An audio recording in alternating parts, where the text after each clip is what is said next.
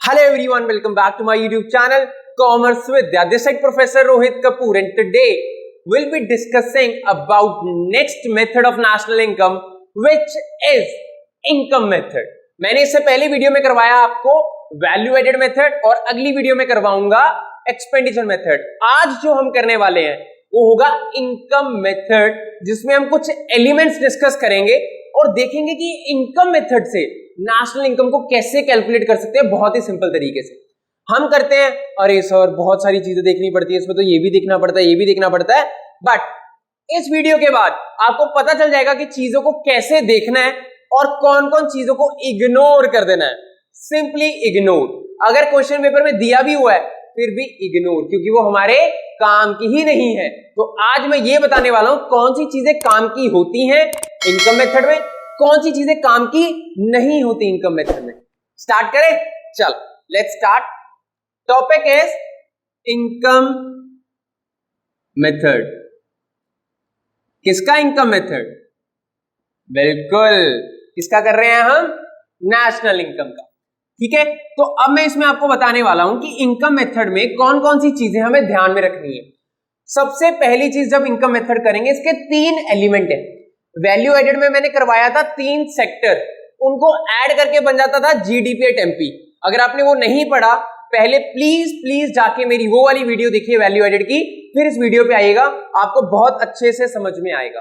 ठीक है, इसमें भी 3 एलिमेंट है. उनके 3 एलिमेंट को बना था GDP at MP, gross domestic product market price. इसके भी 3 एलिमेंट है और 3 एलिमेंट को ऐड करके कुछ और बनेगा. देखते हैं क्या बनेगा. सबसे पहला, जब भी इनकम मेथड का क्वेश्चन आएगा आपको क्वेश्चन में ये ढूंढना है क्या कहीं कंपनसेशन ऑफ एम्प्लॉइज लिखा हुआ है. कंपनसेशन ऑफ एम्प्लॉइज, जहां कहीं आपको दिखा कंपनसेशन ऑफ एम्प्लॉइज उसको तुरंत ऐड कर देना. अपने क्वेश्चन के ऊपर डिपेंड करके उसको तुरंत ऐड कर देना. Compensation of employees. Income method का मतलब क्या है? Layman meaning. पहले हम वैल्यू एडिशन देख रहे थे, अब हम ये देख रहे हैं हमारे पूरे नेशन में किसकी कितनी इनकम है, उसके हिसाब से हम नेशनल इनकम को कैलकुलेट करेंगे. मैं कितना कमा रहा हूं, वो कितना कमा रहा है, उसकी अर्निंग कितनी है, सबका देख के हम ये कैलकुलेट करेंगे कि किसकी कितनी अर्निंग आ रही है. तो पहला मैंने देखा कंपनसेशन ऑफ एम्प्लॉय. इसके क्या क्या पार्ट्स हैं? सबसे पहले इसमें आता है वेजेस एंड सैलरीज. अगर किसी को वेजेस सैलरीज कैश में मिल रही हैं तो यहां आएगा, अगर इन काइंड है तो भी यहीं आएगा. चाहे उनको सामान दे रहे हो, जैसे कई बार रेंट फ्री एकोमोडेशन मिल जाती है, मैंने अपने बंदों को रहने के लिए घर दे दिया और चीजें, मतलब कुछ अलाउंसेस दे दिए, वो सारे यहां पे आएंगे. वेजेस सैलरी कैश में मिल रही है या काइंड में मिल रही है, दोनों चीजें यहां पे आएंगी. उसके बाद ध्यान रखना रिटायरमेंट पेंशन किसका पार्ट है? कंपनसेशन ऑफ एम्प्लॉइज का. 2 तरीके की पेंशन दिखेंगी आपको बुक में, एक होती है ओल्ड एज पेंशन, एक होती है रिटायरमेंट पेंशन. दोनों में जमीन आसमान का फर्क है, ध्यान रखना. पहले बताता हूं old age pension. Old age pension मतलब जो सीनियर सिटीजन है हमारे नेशंस के, उनको हम क्या देते हैं? कुछ बुढ़ापा पेंशन लगा दी कि चलो अभी वो सीनियर सिटीजन है, they will not be able to earn that much for their livelihood. What exactly the government is doing, they are giving them such allowances or you can say the pension or the amount of approximately 1000 to 2000 per month so that they can have their existence, so that they can survive. इसके लिए कुछ कर रहे हैं वो? No, they are not doing anything for it. Are they doing anything for the government for this? No. This is called transferred payment from government. जब भी किसी चीज के लिए आपने कुछ नहीं एफर्ट लगाए, मेरे को कोई फ्री में पैसे दे गया, रोहित सर 10,000 रुपए ले लो खा पी लेना, ये नेशनल इनकम का पार्ट नहीं है. मैं उस साल में अपनी इनकम में ऐड नहीं कर सकता. फ्री के पैसे आए हैं भाई, फ्री के पैसे ऐड नहीं होते नेशनल इनकम में, कभी आगे कभी नहीं. ये तो फिर कोई ग्राफ ही नहीं बन पाएगा, इसलिए हम ऐड नहीं करते. दूसरा रिटायरमेंट पेंशन. अब बोलोगे सर ये भी तो पेंशन है, हम इसको ऐड करते हैं क्योंकि इसके लिए मैंने सर्विस की हुई है. रिटायरमेंट कब होती है? जब मैं एक कंपनी में बहुत टाइम तक काम कर गया हूं, गवर्नमेंट में काम कर गया हूं, तो उसके बाद मेरी क्या होती है? रिटायरमेंट. रिटायरमेंट के बाद जो मेरे को पेंशन मिलती है ना, वो पेंशन को हम यहाँ पे काउंट करेंगे क्योंकि मैंने सर्विस दी है, उसके बदले में मेरे को मिल रही है. Retirement pension, old age pension, जमीन आसमान का फर्क. ओल्ड एज पेंशन काउंट नहीं होगा चाहे कोई भी मेथड हो नेशनल इनकम का. रिटायरमेंट पेंशन ऐड होगा जब कंपनसेशन ऑफ एम्प्लॉय दिया होगा, ठीक है। और कोई एम्प्लॉय सिक्योरिटी के लिए पैसा लगाया है वो भी यहां पे आएगा। इन चार के अलावा कंपनसेशन ऑफ एम्प्लॉयज में कोई चीज नहीं आएगी, ये ध्यान रखना। मैंने चार आइटम बताई ना, ये चारों के अलावा अगर आपको दिख रही है ना कोई चीज, उसको इग्नोर कर दो। कंपनसेशन ऑफ एम्प्लॉयज के लिए, कंपनसेशन ऑफ एम्प्लॉयज में आपको चार चीजें ढूंढनी है। वेजेस है, सैलरी है, डाल दो, वेजेस डाल दो, अच्छा एम्प्लॉय है, डाल दो, अच्छा रिटायरमेंट पेंशन है, डाल दो। इसके अलावा आंखें बंद करके क्वेश्चन आगे करते रहना, इसके अलावा कोई चीज नहीं डालनी हमने। क्लियर हो गया? अब करते हैं सेकंड की बात। ये तो है पहला एलिमेंट। दूसरा एलिमेंट है, आप साथ साथ लिखते भी रहो, आपको अच्छे से समझ आ जाएगा। Operating surplus. ऑपरेटिंग सरप्लस का मतलब क्या होता है अभी बता देते हैं जी। ऑपरेटिंग सरप्लस का मतलब क्या होता है और इसमें क्या क्या काउंट होता है। हम जब भी प्रोडक्शन करते हैं, हम इकोनॉमिक्स में 11 से पढ़ते आ रहे हैं, प्रोडक्शन के 4 फैक्टर होते हैं।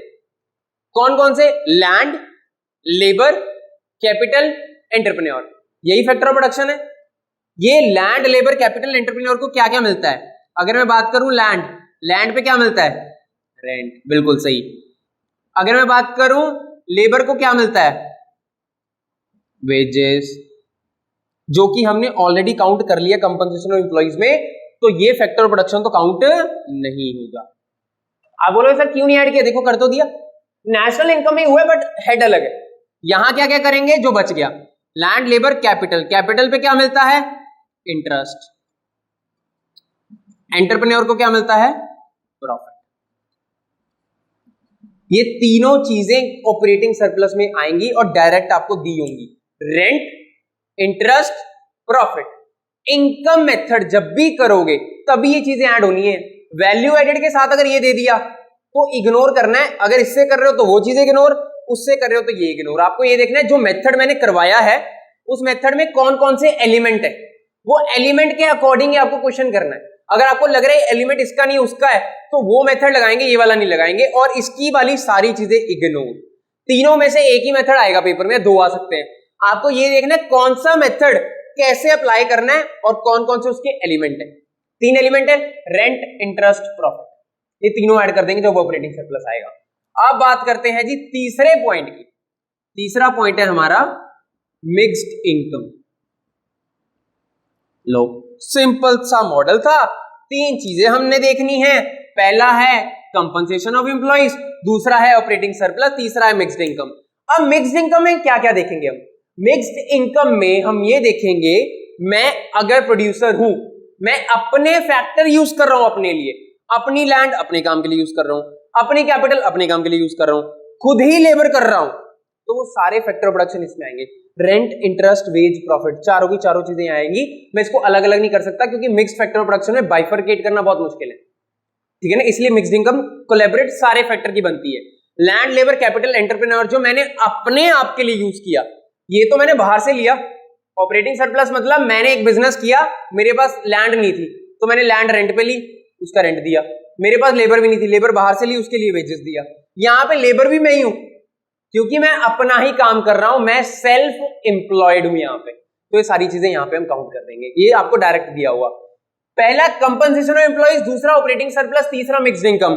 इन तीनों को ऐड करने के बाद, इन तीनों को ऐड करने के बाद आपके पास जो आएगा उसको बोलेंगे NDP at FC। ये आपको ध्यान रखना है, NDP at FC, net domestic product at factor cost. इन तीनों को ऐड करके आएगा।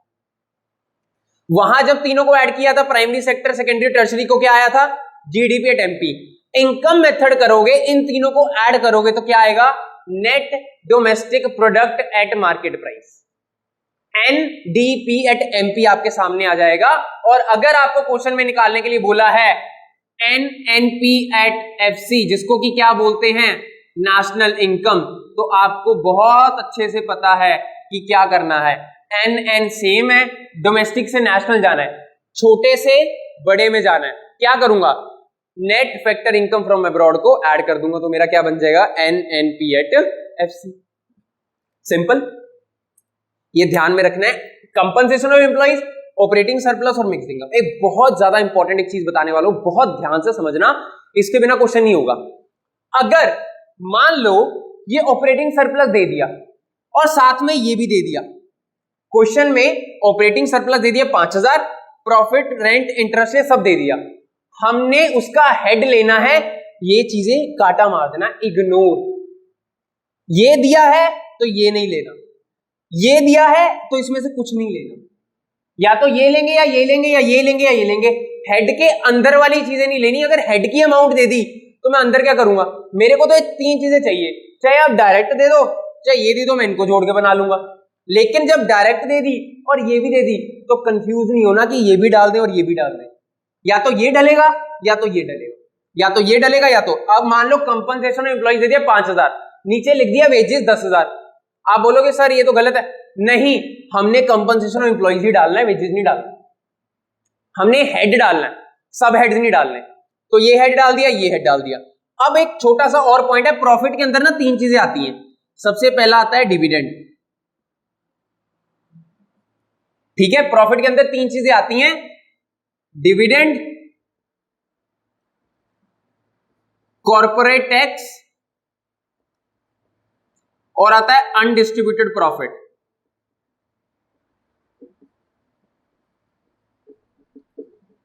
ये तीन चीजें प्रॉफिट के अंदर आती हैं। सबसे पहला डिविडेंड, डिविडेंड का मतलब क्या होता है, शेयर्स पे मैंने इन्वेस्ट किया हुआ है, मेरे को वहां से डिविडेंड आ रहा है, that is a part of profit.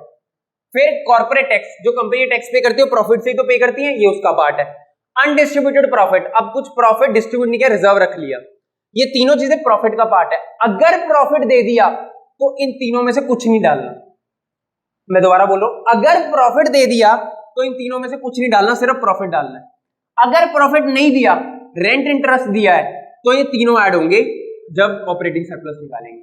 मतलब आपको क्वेश्चन में तीनों निकालने हैं, compensation of employees, operating surplus, mixed income. ये डायरेक्ट दिया हो सकता है, ये भी दिया हो सकता है, ये भी। अगर नहीं दिया, इसके लिए कुछ ये चीजें दी होंगी, उनको ऐड कर लेना, ये बन जाएगा। इनके लिए ये सारी आइटमें दी होंगी, ये भी ये भी ये भी। मान लो ये भी दे दिया, ये भी दे दिया, तो हेड लेना है, प्रॉफिट लेना है, ये नहीं लेना है, तीनों। तो तीनों को ऐड कर देंगे, ऑपरेटिंग सरप्लस आ जाएगा, मिक्स्ड इनकम डायरेक्ट दिया होगा, तीनों को ऐड कर देंगे तो एनडीपी एट एफसी आ जाएगा और वहां से नेशनल इनकम निकाल लेंगे बहुत आराम से। कई बार क्या होगा, आपको ये बोला होगा नेशनल इनकम दिया हुआ है, आप इंटरेस्ट निकाल के दिखाओ, आप प्रॉफिट निकाल के दिखाओ, आप वेजेस निकाल के दिखाओ, आप मिक्स्ड इनकम निकाल के दिखाओ। वो भी क्वेश्चन हम करेंगे, वो हम करेंगे कि किसको कैसे घुमाना है और निकालना है। जब मैं प्रैक्टिकल करवाऊंगा ना कल, तो मैं उसमें ये बताऊंगा। अब आपने बहुत आराम से चीजें समझी, ये तीन मैंने बताई, compensation of employees, operating surplus, mixed income. इसके अलावा अगर कोई भी चीज दी हुई है उसको आंखें बंद कर लेना ऐसे और इग्नोर कर देना, मेरे को तो दिखी नहीं, देख के इग्नोर, देख के इग्नोर। मान लो दे दिया एक्सपेंडिचर, दे दिया वैल्यू एडेड, दे दिया कुछ ऐसी चीज जो मैंने इस वीडियो में नहीं कराया। ये मत समझना रोहित सर ने नहीं पढ़ाया, मैंने सब सारा सीबीएसई के अकॉर्डिंग आपको बता दिया। इसके अलावा अगर कोई नई आइटम आ रही है, it means that item is not part of national income, you just need to ignore that item. आप समझ रहे हो, कंफ्यूज मत हो जाना, यार ये नई आइटम आ रही है डाल देते हैं, नेशनल इनकम का ही तो पार्ट लग रही है। ट्रांसफर अर्निंग होती है कि मेरे को अनअर्न इनकम है, अर्न इनकम है, हम सिर्फ अर्न इनकम को डालते हैं, जिसको मैंने खुद मैंने क्या किया है, कमाया है, सिर्फ वही इनकम आती है नेशनल इनकम में।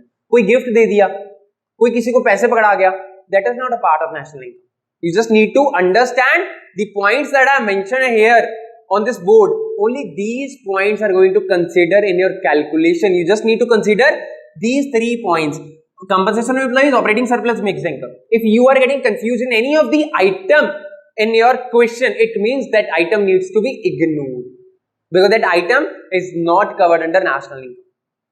All right, so these are the points that you need to taken care of in terms of doing calculation of national income from income method.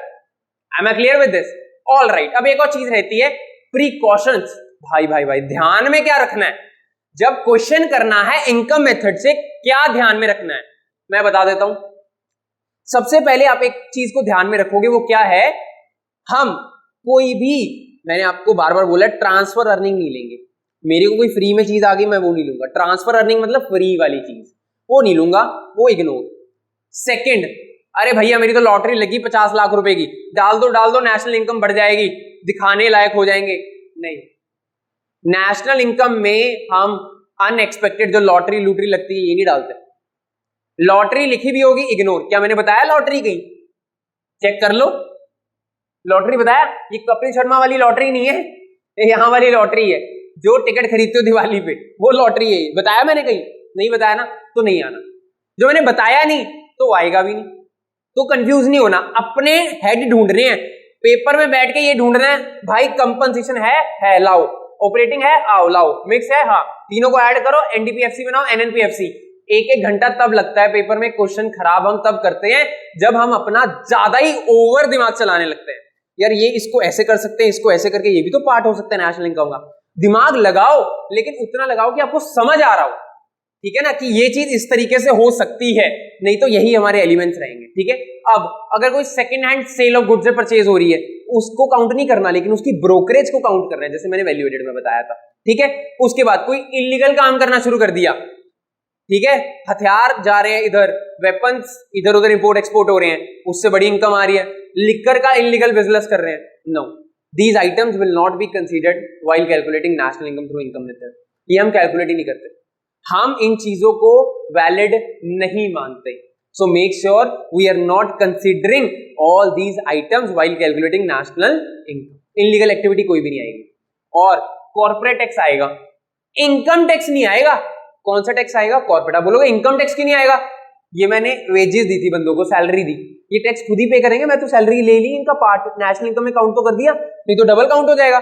एक बार सैलरी दे दी, मान लो इनको मैंने सैलरी दी 100 रुपए, एग्जाम्पल 5 रुपए दिया इन्होंने टैक्स, मैंने तो 100 काउंट कर लिया, मतलब इसके अंदर टैक्स तो ऑलरेडी काउंटेड है, सिंपल, तो दोबारा काउंट नहीं करेंगे।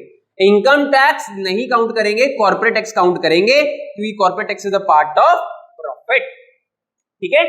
Dividend, corporate tax, undistributed profit is a part of profit. ये ध्यान रखना, ये सारी चीजों को हमने बिल्कुल पेपर में करने से पहले दिमाग में रखना है। हमेशा याद रखना, जब इनकम मेथड है 3 चीजें, कौन कौन सी? Compensation of employees, operating surplus, fixed income, तीनों का पार्ट कंबाइन क्या बन जाएगा? एनडीपीएफसी। हमें जाना कहां है? एनएनपीएफसी। यहां से वहां पहुंच जाएंगे, क्वेश्चन सॉल्व। इससे डिफिकल्ट क्वेश्चन नहीं आता होता, सारी आइटम्स हमें पता होने चाहिए तो क्वेश्चन आराम से निकल जाएगा, ठीक है। चलो, ऑल दी वेरी बेस्ट जिसके भी एग्जाम चल रहे हैं, बाकी मैक्सिमम स्टूडेंट्स के तो एग्जाम ओवर हो चुके हैं। आई थिंक कि आपको अब फाइनल्स के लिए अच्छे से प्रिपेयर करना चाहिए। आप यहां की जो मैं यूट्यूब की वीडियोस करवा रहा हूं, इसको घर जाके प्रैक्टिस करो, अच्छे से देखो, और अगर किसी को फिर भी कोई डाउट आ रहा है, आप इस पे कमेंट करके बताओ, मैं आपको उसका डाउट उसी टाइम क्लैरिफाई कर दूंगा। ऑल राइट, और आप मेरे इंस्टाग्राम चैनल पे जाके भी चेक कर सकते हैं क्वेरीज, और आप मेरे को व्हाट्सएप भी कर सकते हैं, और आप वेबसाइट पे भी जा सकते हैं। बहुत ऑप्शंस दे रहा हूं, और आपसे चार्जेस कुछ भी नहीं ले रहा हूं। ऑनलाइन वालों के लिए कोई चार्ज नहीं है, आप बस मार्क्स लेके आओ, ये एजेंडा हमारा होना चाहिए। 5 महीने रह गए, फोकस करो, और इकोनॉमिक्स, अकाउंट्स, बिजनेस फाड़ दो इन सब्जेक्ट को, मैक्सिमम नंबर आने चाहिए हमारे, ठीक है। All right, done. I'll be coming with a new video tomorrow with a practical on income method. All right, guys.